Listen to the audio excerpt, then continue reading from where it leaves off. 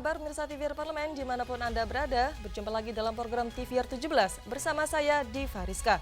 Tepat pukul 17 waktu Indonesia Barat, kami hadirkan kepada Anda sejumlah informasi paling baru dan menarik seputar kinerja dan kegiatan DPR RI yang telah disajikan oleh redaksi TVR Parlemen. Pemirsa TVR Parlemen, inilah TVR 17 selengkapnya.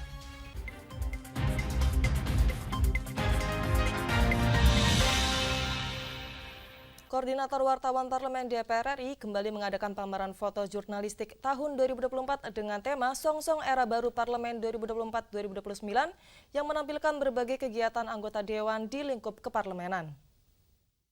Koordinator Wartawan Parlemen DPR kembali mengadakan pameran foto jurnalistik 2024 dengan tema Songsong Era Baru Parlemen 2024-2029. Pameran foto ini menampilkan berbagai kegiatan anggota Dewan di lingkup keparlemenan. Kegiatan yang diadakan setiap tahunnya ini selalu menampilkan sejumlah foto terbaik tentang anggota DPR RI selama menjalankan tugas dan fungsinya, termasuk saat kegiatan tinjauan di lapangan. Wakil Ketua Komisi 3 Habibur Rahman mengapresiasi kontribusi KWP yang selalu memberitakan kinerja dan perjuangan anggota Dewan. Ke depan ya kita cari apa yang bisa kami lakukan dalam fungsi-fungsi kedewanan untuk juga lebih memaksimalkan profesi teman-teman yang beraktivitas di sini. Ya. Dan kami sangat berterima kasih karena selama ini rekan-rekan telah sangat membantu kami, ya, terutama ya terkait keberadaan kami di DPR ini bisa terpilih kembali dan lain sebagainya. Tentu karena peran besar teman-teman memberitakan aktivitas dan perjuangan kami baik di ruang komisi maupun ketika kami di lapangan ya dan di daerah pemilihan. Sementara itu, Kepala Biro Pemberitaan Parlemen Indra Pahlevi mengatakan pameran foto ini dapat menjadi semangat untuk memberitakan kinerja parlemen. Momentum juga bagi kita semua untuk melihat bagaimana perjalanan DPR minimal setahun terakhir dan juga tentu akan menjadi kenangan untuk periode 2019-2024 sehingga harapan kita di DPR periode 2024-2029 dengan semangat baru, tentu terobosannya juga baru dan akan semakin dicintai oleh rakyat. Andri, TVR Parlemen melaporkan. Pesatnya perkembangan teknologi perlahan menggeser kebiasaan membaca buku fisik menjadi kebiasaan mencari informasi melalui media online. Untuk itu, Sekretariat Jenderal DPR RI mendukung langkah Perpustakaan DPR RI melakukan digitalisasi koleksi buku perpustakaan. Pesatnya perkembangan teknologi perlahan menggeser kebiasaan membaca buku fisik menjadi kebiasaan mencari informasi melalui media online. Untuk itu, Sekretariat Jenderal DPR RI mendukung langkah Perpustakaan DPR RI melakukan digitalisasi koleksi buku perpustakaan. Deputi Bidang Persidangan Setjen DPR RI Supri Hartini mengatakan, pergeseran kebiasaan masyarakat dalam mengakses informasi tidak dapat dihindari. Menurutnya, digitalisasi koleksi buku perpustakaan merupakan cara paling realistis menghadapi tantangan perkembangan zaman. Digitalisasi buku juga dapat menunjang keterbukaan akses ke masyarakat umum, khususnya dalam mendorong literasi tentang keparlemenan. Kita udah sadari lah ya bahwa saat ini dunia itu tanpa batas. Artinya kita mencari informasi itu tidak secara fisik kita datang kepada satu tempat, tapi kita bisa dapat mengakses melalui jalur teknologi informasi. Perpustakaan DPR ini yang tadi kami sampaikan terus berevolusi dan bertransformasi. Artinya sekarang ini kami perpustakaan sudah mulai melakukan bagaimana kita mendigitalisasi semua literasi yang ada di perpustakaan DPR. Sehingga mungkin kalau mau lihat apa sih koleksi yang ada di perpustakaan, kita bisa langsung membuka akses. Ini sudah kita ketahui bagaimana sekarang semua beberapa website perpustakaan itu sudah bisa diakses. Ini merupakan satu terobosan untuk kita semua yang tadi saya sampaikan. Kita harus adaptif, agile, dan siap menerima semua perubahan di era teknologi informasi sekarang ini. Dalam seminar yang digelar Perpustakaan DPR RI, Supri Hartini juga menyebut pustakawan sebagai ujung tombak penentu kualitas perpustakaan. Pustakawan dituntut punya kemampuan literasi yang mumpuni agar e-book yang tersebar di dunia maya terjamin kredibilitasnya. Ken dan Gunarso, TVR Parlemen melaporkan. Komisi 10 DPR RI menyelenggarakan panja pembiayaan pendidikan sebagai upaya mengusut permasalahan tingginya biaya uang kuliah tunggal yang sangat memberatkan orang tua dan mahasiswa sekaligus memastikan kinerja Kementerian Pendidikan, Kebudayaan, Riset, dan juga Teknologi dapat mengelola secara maksimal alokasi anggaran fungsi pendidikan 20% dari APBN. Informasi selengkapnya sesaat lagi, tetaplah di TVR 17.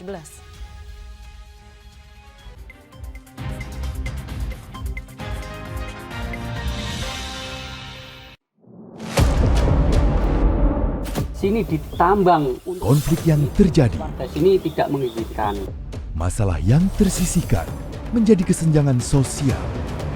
Ya namanya rakyat kecil gak bisa apa-apa, mau komplain juga gak didengar. Sebab apa? Itu menyangkut isi perut kami semua. Bagaimana memutus keterbatasan untuk didengar? Jadi kalau misalnya masyarakat sudah merasa tidak lagi ada yang memperjuangkan aspirasinya, maka masyarakat memang sangat berhak untuk meminta dewan yang mewakili mereka di parlemen. Kami menyusuri batas-batas peristiwa, mengurai berbagai polemik yang terjadi, meluruhkan suara-suara marginal, menjadi nyata dalam setiap aspirasi, melaksanakan tugasnya sebagai wakil rakyat. Saksikan Aksi Dewan setiap hari Senin dan Rabu pukul 10.30 waktu Indonesia Barat hanya di TVR Parlemen. DPR RI memiliki fungsi diplomasi dalam menjalankan politik luar negeri sesuai dengan pasal 116 Undang-Undang MD3. Kontribusi aktif BKSAP DPR RI memainkan peranan penting dalam memenangkan persaingan global melalui IPU, IPA, IPPF, AIPA, dan PUIK. BKSAP memiliki komitmen yang tinggi dalam krisis kemanusiaan dunia. Fungsi diplomasi dijalankan untuk mendukung upaya pemerintah dalam melaksanakan politik luar negeri.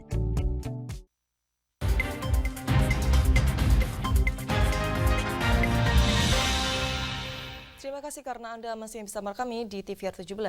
DPR RI menilai mahalnya biaya pendidikan perguruan tinggi dapat menghambat pencapaian target pemerintah dalam meningkatkan angka prapartisipasi kasar perguruan tinggi. Pemerintah seharusnya mempersiapkan generasi muda Indonesia untuk menghadapi industri 5.0. Simak liputan mendalam yang telah dihimpun oleh tim redaksi TVR Parlemen dalam segmen Lensa Parlemen berikut ini.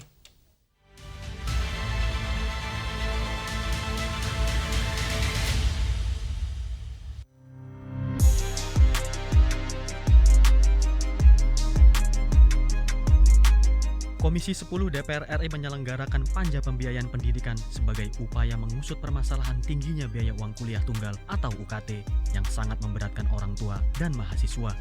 DPR RI menilai mahalnya biaya pendidikan perguruan tinggi dapat menghambat pencapaian target pemerintah dalam meningkatkan angka partisipasi kasar perguruan tinggi.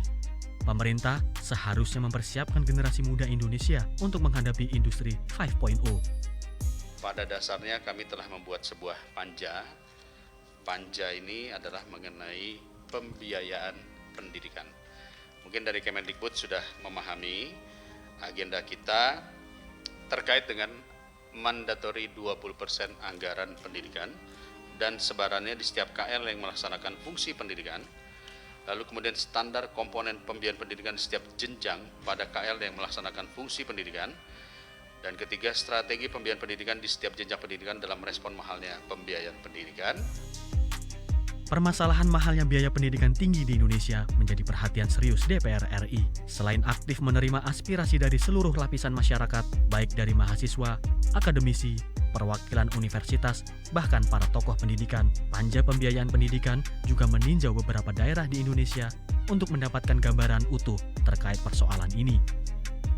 Ini adalah kesempatan bagus sekali pimpinan buat kita yang ada di panja pendidikan untuk betul-betul memberikan semacam argumentasi yang sangat kuat, ya, tendangan yang sangat kuat, ya, pukulan terakhir, gitu kan ya, untuk dari komisi kita, ya, untuk bisa menggugah kita-kita yang ada di DPR semuanya dan pemerintah khususnya dan pemerintah daerah, ya, yang selalu saya juga mempertanyakan komitmen 20%-nya betul-betul nggak, 20% pendidikan dan siapa yang mengawasi, ya, agar kita tahu bahwa kita pernah sepakat dan sampai sekarang masih sepakat terhadap 20% APBN dan APBD untuk pendidikan. Sejatinya negara memiliki tugas untuk memastikan pendidikan tinggi dapat diakses oleh seluruh lapisan masyarakat. Oleh karena itu, panja pembiayaan pendidikan DPR RI berkomitmen akan mendalami seluruh persoalan yang terjadi, sehingga nantinya rekomendasi yang dihasilkan dapat menekan biaya perguruan tinggi di Indonesia. Tim Liputan TVR Parlemen melaporkan.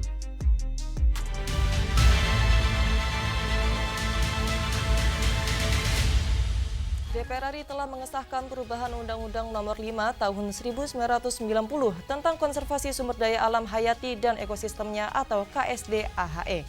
Informasi selengkapnya jangan kemana-mana, tetaplah di TVR 17.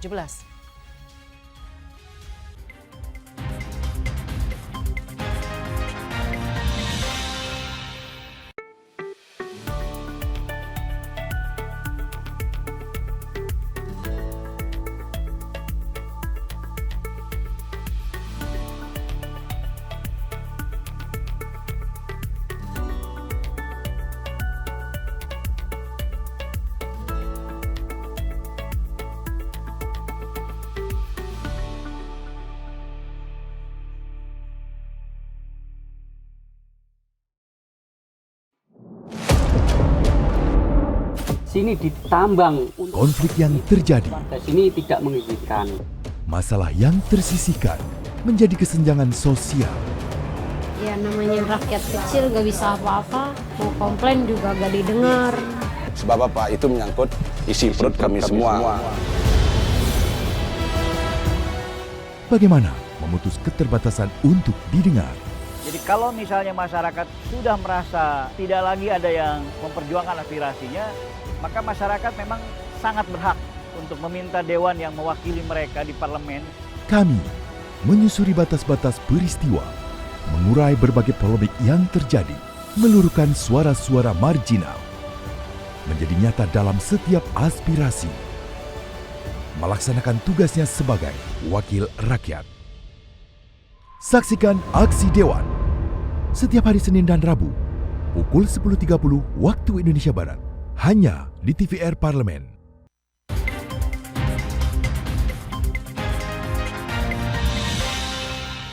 Kembali di TVR 17. Terkait perubahan undang-undang tersebut, revisi undang-undang atas inisiatif DPR RI membuat sejumlah aturan yang dianggap relevan dalam konteks saat ini.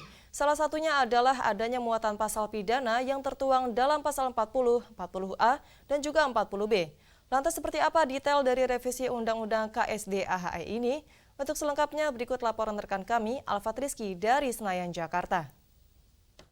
Baik pemirsa TVR Parlemen dimanapun Anda berada, saat ini saya melaporkan dari depan ruang sidang Komisi 4 DPR RI, di mana saat ini Komisi 4 DPR RI sedang mengadakan sidang terkait dengan isu terkait dengan mitranya. Dan pemirsa, seperti yang diketahui bahwa DPR RI juga telah mengesahkan RUU KSDAHI ini sebagai bentuk revisi Undang-Undang Nomor 5 Tahun 1990 terkait dengan konservasi sumber daya alam hayati dan ekosistem, di mana undang-undang ini sudah perlu dilakukan revisi karena memang usianya ini sudah lebih dari 30 tahun. Dan bagaimana pemirsa terkait dengan DPR RI melihat revisi undang-undang kali ini dan apa yang menjadi fokus dalam revisi kali ini? Sudah bersama saya anggota Komisi 4 DPR RI Bapak Slamet dari fraksi PKS. Baik Pak, langsung saja Pak, terkait dengan undang-undang yang sudah 30 tahun ini dan akhirnya berhasil direvisi, ini kira-kira apa yang menjadi fokus dari revisi kali ini Pak? Ya, paling inti yang pertama terkait pendanaan ya. Kita apa yang di undang-undang sebelumnya tidak ada, hari ini kita berikan mandat bahwa pemerintah pusat, pemerintah daerah untuk kemudian memberikan anggaran, walaupun secara ini kita tidak sebut persentasenya tetapi harus dianggarkan. Yang kedua terkait dengan masalah pidana, ini menjadi suatu kemajuan yang memang kita perjuangkan, di mana kita mengakui bahwa kejahatan lingkungan ini justru versi kami teman-teman meletakkan sama dengan kejahatan terorisme, bahkan lebih dari itu karena extraordinary, efeknya berkepanjangan sampai kepada beberapa keturunan, sehingga ada undang-undang yang pasal-pasal yang secara umum di luar ketentuan KUHP, tetapi menurut ahli hukum ini sangat memungkinkan, sehingga ada batasan minimal sekaligus juga maksimal kita sebutkan di situ, di mana kalau KUHP bahasanya adalah atau, tetapi ini karena memang tingkat undang-undang yang efeknya luar biasa, maka itu kita sebut dan, seperti itu. Pak, apakah ini revisi undang-undang kali ini sudah cukup relevan dengan kondisi yang ada saat ini Pak, dengan kebutuhan yang ada saat ini? Iya, dengan kondisi hari ini memang terjadinya perubahan iklim yang luar biasa, bagaimana iklim kita, lingkungan kita itu, maka ini sangat-sangat ya sebagai sebuah upaya kita bagaimana kemudian lingkungan kita jaga, dan keputusan KSDAHI hari ini menjadi momen lah kita untuk kemudian menjaga sumber daya ekosistem kita. Kalau saya mengikuti terkait dengan KSDAHI ini juga ada yang memfokuskan terkait dengan pelibatan masyarakat. Seberapa penting Pak masyarakat ini ikut terlibat dalam pelestarian lingkungan ini Pak? Ya, justru di situ nanti masyarakat ini yang kemudian kita beri ruang untuk kemudian bisa memanfaatkan itu, sekaligus partisipasinya dia ikut menjaga dari kelestarian itu. Jadi dia berperan aktif sekaligus juga tidak menjadi objek, tapi dia menjadi subjek. Maka dia juga mendapatkan benefit dari situ. Sedikit lagi Pak terkait dengan sanksi dan juga hukuman bagi para pelanggar baik korporasi maupun perorangan. Ini kemudian di revisi kali ini apakah akan seperti apa Pak? Ya, sudah tadi di awal saya jelaskan kita ingin memberikan efek jera yang memang yang luar biasa kepada pelaku kerusakan itu, di mana tidak ada sebenarnya dalam KUHP itu ada undang-undang yang memberikan minimal atau kemudian maksimal, dan ini bahasanya adalah bukan pilihan tetapi ditambah ini dan ini seperti itu, sehingga harapan kita tinggal nanti kemudian setelah undang-undang ini selesai ditandatangani oleh Presiden, segera dilakukan sosialisasi agar masyarakat tahu bahwa kita tidak boleh ini karena efeknya seperti ini, seperti itu. Terima kasih Pak Slamet atas waktunya, selamat bertugas kembali Pak. Dan pemirsa TVR Parlemen, itulah wawancara saya dengan salah satu anggota Komisi 4 DPR RI, Bapak Slamet, di mana tadi Bapak Slamet menegaskan bahwa adanya revisi Undang-Undang Nomor 5 Tahun 1990 atau RUU KSDAHE ini diharapkan ini dapat memberikan efek jera kepada para pelanggarnya dan juga pelibatan masyarakat dalam melestarikan lingkungan dan juga hayati ini juga perlu menjadi fokus ke depannya. Pemirsa, sekian yang dapat saya laporkan. Saya Alfat Rizky, kembali ke studio. Selanjutnya pemirsa, apa saja yang menjadi topik perbincangan di media online nasional hari ini? Usai jeda, tetaplah di TVR 17.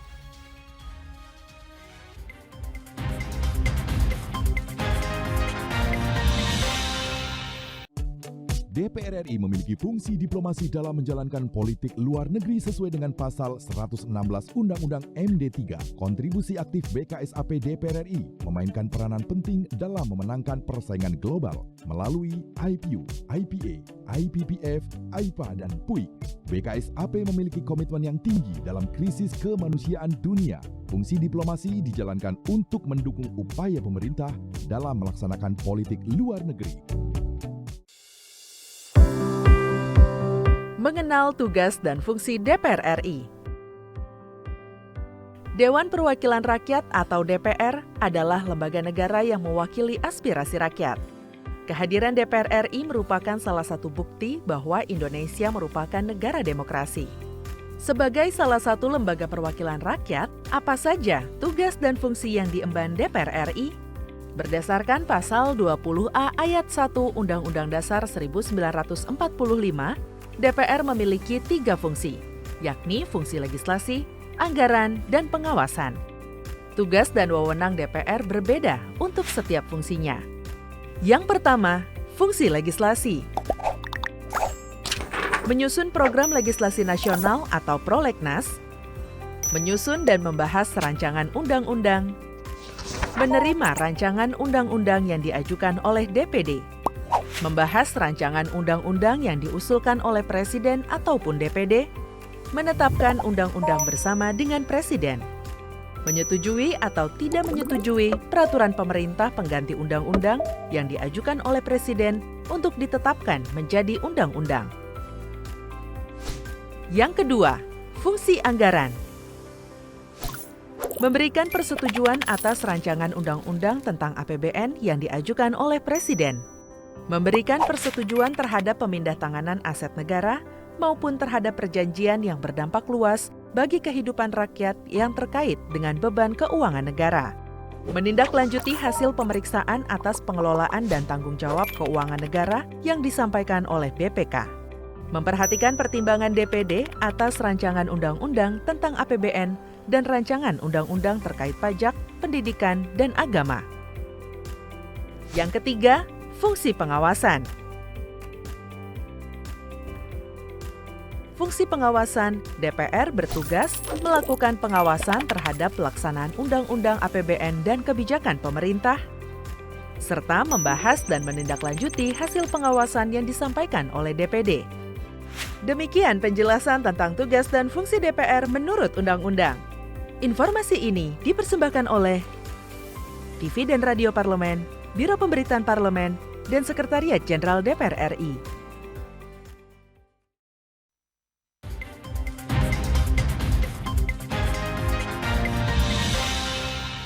Anda kembali di TVR 17. Pemirsa TVR Parlemen, kali ini kita masuk ke segmen media online nasional. Mari kita simak isu apa saja yang menjadi sorotan media serta tanggapan dari sejumlah anggota Dewan bersama rekan kami, Vincent Aldi.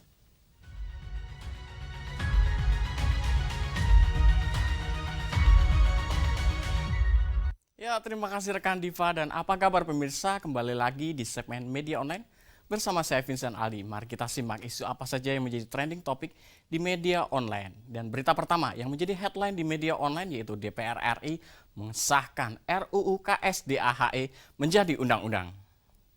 Pemirsa dapat saksikan di layar kaca Anda pemirsa, ada beberapa media yang menyoroti terkait DPR RI yang mensahkan rancangan undang-undang perubahan atas Undang-Undang Nomor 5 Tahun 1990 tentang konservasi sumber daya alam hayati dan ekosistemnya menjadi undang-undang. Dan pengesahan tersebut pemirsa disepakati dalam rapat paripurna ke-21 masa persidangan kelima tahun sidang 2023-2024 pada 9 Juli 2024 yang dipimpin oleh Wakil Ketua DPR RI, Koordinator Bidang Kesejahteraan Rakyat, Abdul Muhaimin Iskandar. Dan sebelumnya pemirsa, Wakil Ketua Komisi 4 DPR RI, Budi Satrio Jiwandono, selaku Ketua Panja membacakan laporan Komisi 4 atas RUU tersebut. Dan materi perubahan pengaturan dalam RUU yang telah disepakati yaitu penambahan satu bab, yakni bab 8A tentang pendanaan, dan perubahan terhadap bab 9 tentang peran serta masyarakat, serta menghapus bab ke-10 tentang penyerahan urusan dan tugas pembantuan, penambahan 8 pasal baru yaitu serta perubahan terhadap 17 pasal. Dan terkait hal ini pemirsa, pemerintah diminta juga segera melakukan sosialisasi terhadap undang-undang ini agar semua elemen bangsa memahami dan mengetahui isinya. Dan selain itu pemirsa, Komisi 4 DPR RI juga meminta agar peraturan pelaksanaan yang diamanatkan dalam undang-undang ini dapat segera diterbitkan. Kita beralih ke berita selanjutnya pemirsa yang menjadi headline di media online yaitu 9 fraksi setujui 27 RUU tentang kabupaten kota jadi RUU usul DPR.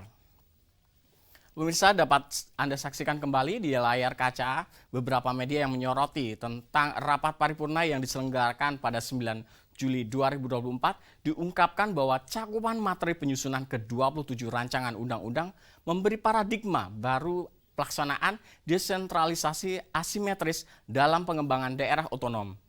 Dan RUU ini juga memungkinkan untuk diberikan keleluasaan penyelenggaraan urusan pemerintah dan pengembangan daerahnya sesuai karakteristik, kapasitas, kemampuan, dan potensi masing-masing daerah dalam bingkai NKRI.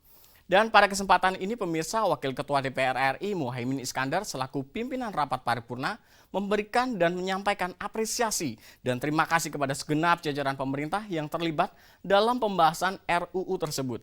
Di kesempatan yang sama pemirsa, Menteri PPN atau Kepala Bappenas Suharso Mono Arfa juga menyampaikan apresiasi dan penghargaan yang setinggi-tingginya kepada pimpinan DPR RI, pimpinan dan anggota fraksi, serta pimpinan DPD RI yang telah bekerja dengan efektif dan penuh dedikasi sehingga dapat menyelesaikan RUU Kabupaten Kota seperti di Provinsi Kepulauan Riau, Provinsi Lampung, Provinsi Riau, dan Provinsi Sumatera Barat. Dan penyusunan RUU tersebut pemirsa merupakan bentuk pembaharuan dari sisi dasar hukum dan cakupan wilayah yang sudah tidak sesuai dengan kondisi saat ini. Dan itu tadi pemirsa headline di media online pada hari ini yaitu DPR RI yang telah mensahkan RUU KSDAHE menjadi undang-undang serta 9 fraksi setujui 27 RUU tentang kabupaten kota menjadi RUU usul DPR RI. Kembali ke rekan Diva.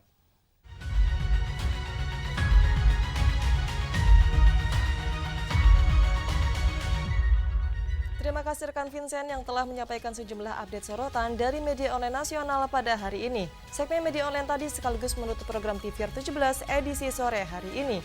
Saya Diva Rizka beserta seluruh kru TVR Parlemen yang bertugas mengucapkan terima kasih dan pamit undur diri dari hadapan Anda. TVR Parlemen, referensi Indonesia.